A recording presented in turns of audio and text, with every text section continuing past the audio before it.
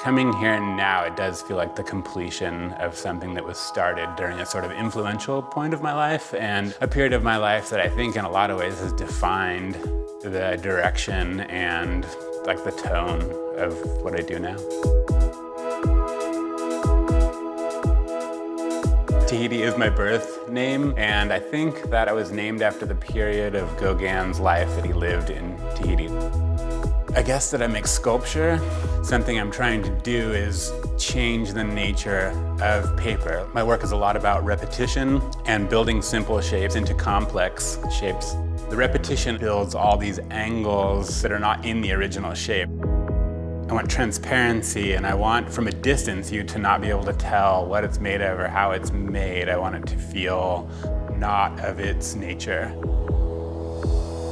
My dad was an art teacher, and I feel like it was kind of like the family business, sort of. This is the largest project that I've worked on. So I wanted to dedicate this project to him. When I was making smaller work, people would always say, oh, I want to be inside that. And I kept thinking, like, I think that's possible. And it's also, I think, a better way to view the art as part of it rather than opposed to it. It's really been a different experience. I have to cut with intention, I have to cut fast. This is the first project where I was like, whoa, can I do this? Can this be done in this amount of time? I've never burned blades as much as I have on a project. This one, I think, by the time it's said and done, will take over 10,000.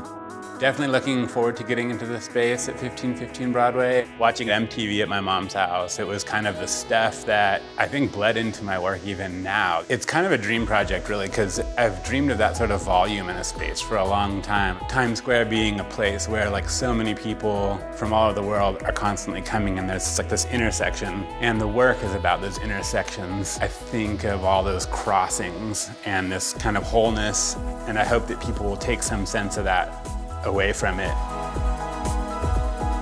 So at the end of the install, I'll be giving a couple workshops on basically the kind of groundwork behind the installations, and that will be a pattern workshop and a paper cutting workshop.